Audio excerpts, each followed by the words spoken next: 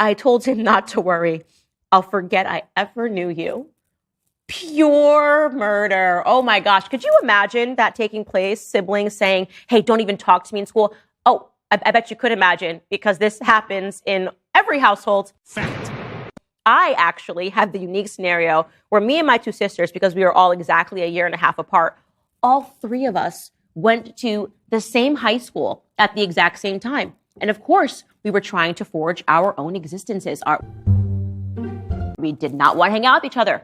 We would yell at each other if we wore the same shirt, the same color. We would pull up at school, and I would look at my little sister and be like, don't even look at me today. Don't even look at me if you see me in the hallway.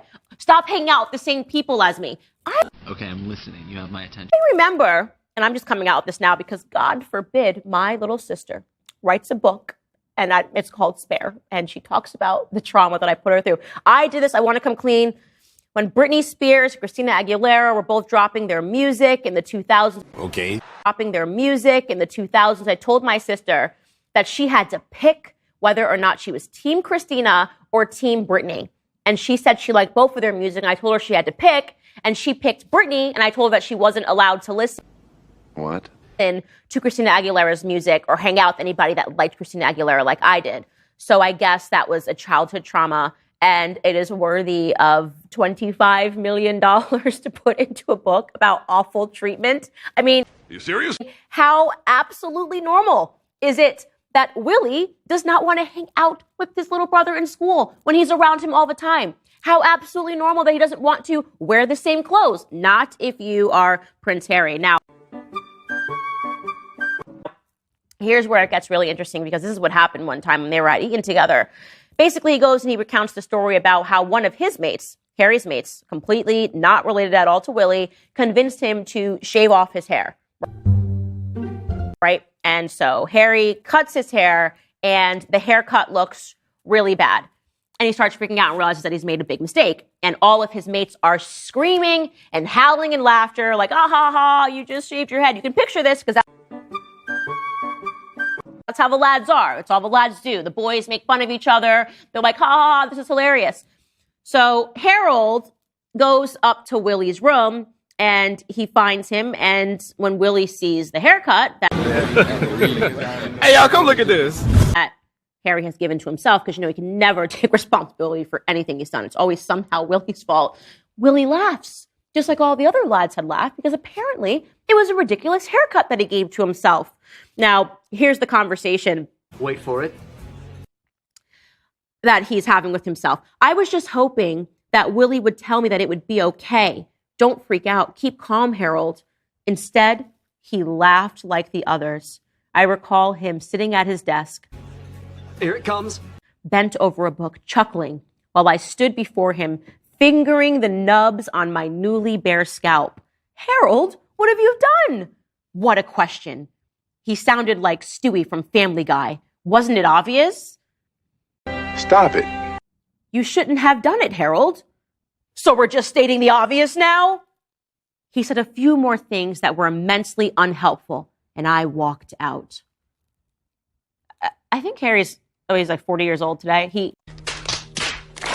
He actually thought it was a good idea to put this into the book, because it's supposed to make us understand how traumatizing his life was, because he shaved off his own head and to make his mates laugh. And then when his brother laughed, it was a trauma, because his brother was supposed to hold him and say, it's okay that you did this stupid thing. It's now somehow William's fault for not doing that. This is how this book goes on and on and on. Whatever Harry does, it's somebody else's fault, right? Harry can make no mistakes. Remember, notoriously, he says that he wore the Nazi costume to a party, but also that Will and Kate laughed at it. So he wants to share the blame in something that was so clearly his own decision making. But this is, I guess, we're supposed to feel sad for him. Stop it. So he goes on, talks about his cocaine use, and he talks about how the press had somehow, the tabloids, had gotten hold of a photo of him snorting cocaine. Now, Harry and I have some friends in common in the UK. It is well known that Harry was a drug addict. He was very into cocaine and very into partying and very into the lifestyle, and his mates held him up and through it. But now, of course, now he's married to Meghan, he can't be bothered to remember his mates, and now I'm sure he assumes that him ever getting involved in cocaine in the first place, So that was a lie. is the fault of his mates, nothing to do with him.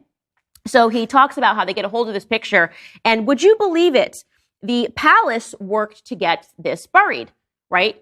So the palace, he knows when he has a problem, the palace works Hey, y'all, come look at this. to protect his image, something that he's astonished that took place once him and Meghan got married. How could they do this? How could they be conspiring with the press to make them look good? This is literally their job, right? You serious? In the press department. He goes on to describe his cocaine usage, saying, "Of course, I had been doing cocaine around this time at someone's country house during a shooting weekend. I'd been offered a line, and I'd done a few more since. It wasn't much fun. And it didn't make me particularly happy, as it seemed to make everyone around me, but it did make me feel different, and that was the main goal. Feel different. I was a deeply unhappy 17-year-old boy, So that was a lie. willing to try almost anything that would alter the status quo. That was what I told myself anyway. Back then, I could lie to myself as effortlessly as I'd lied to the courtier. But now, I realized coke hadn't been worth the candle. Wait for it. The risk far outweighed the reward.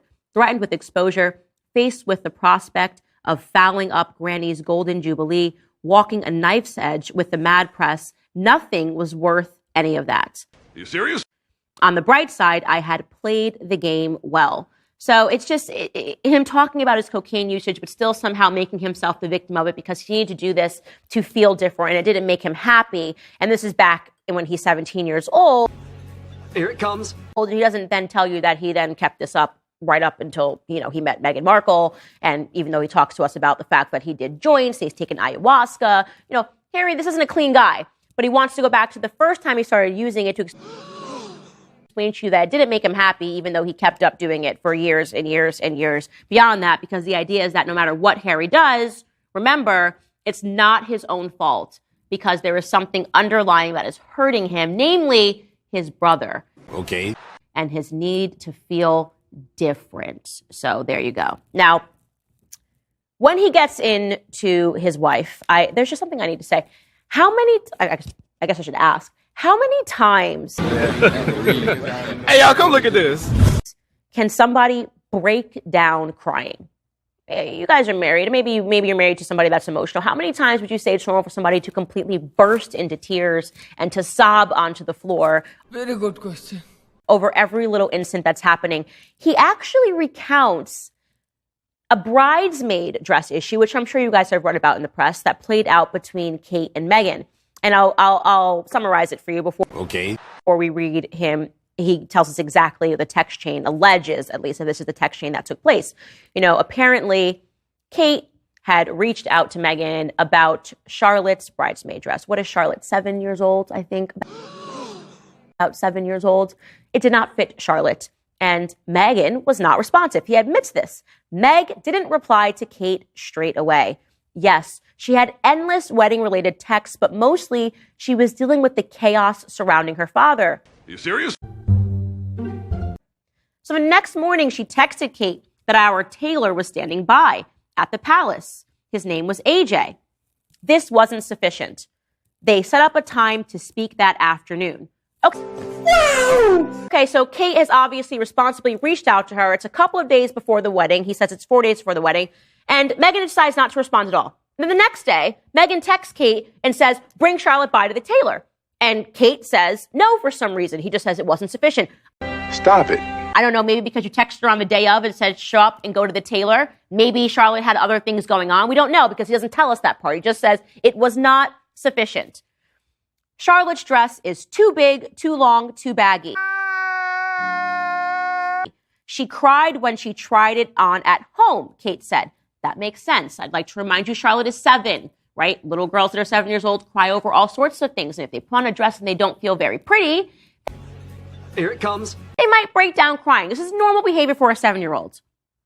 Meghan replies, right. And I told you the tailor has been standing by since 8 a.m. Same day text. Get Charlotte to this tailor immediately.